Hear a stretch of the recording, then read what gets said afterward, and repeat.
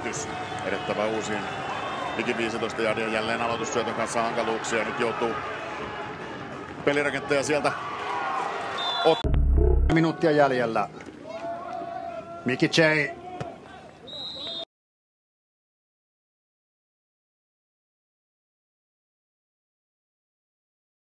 Vaihdot tämän jälkeen, sen jälkeen yritys numero 2 käyntiin. Urjansson hakee screen-pelillä, löytää sieltä Lehtosen tällä pelillä. Crocodiles näyttää. Powell lähtee sieltä takaa heittokuvioon ja komeasti tulee Malek Jaradat. Yksi askel eteenpäin se joka tapauksessa Ruotsille olisi screen-peli sinne, tai swing-peli oikeastaan sinne numero 25, joka loikkii komeasti sieltä suomalaispuolustajia. Kolmas yritys. Pallo Jille. Ja linjan päätyy.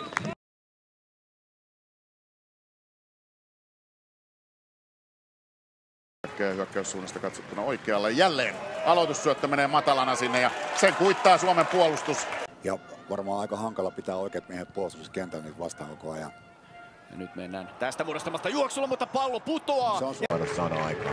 Ture Nilsson jatkaa Ruotsin pelirakentajana. Kolmelaita hyökkää nyt oikealla ja jälleen annetaan Wedbergille pallo ja Malek Jaradat moneen kertaan tässä ottelussa. 15 jardin päässä maalialueesta. Hyökkäysvuoro käyntiin, Jay tulee keskustaan.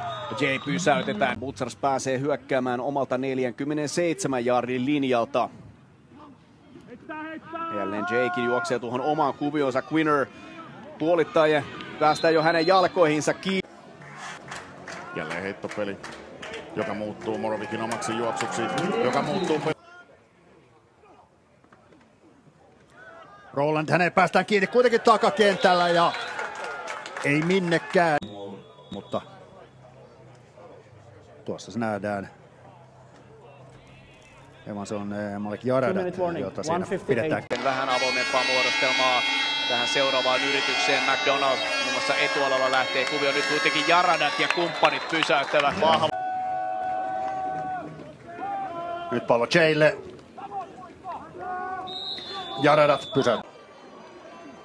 Nyt annetaan pallo sinne keskushyökkääjälle, jota kovasti jahdataan kentällä. Roosters kannattajilla täällä useampiakin pillejä ja torvia, joita vingutellaan. Nyt lähtee Crocodilesin seuraava hyökkäysvuoro käyntiin paineen alta. Widen heittää, löytää Chris. Taaksepäin ja pelikello jatkaa käyntiä. Kyllä.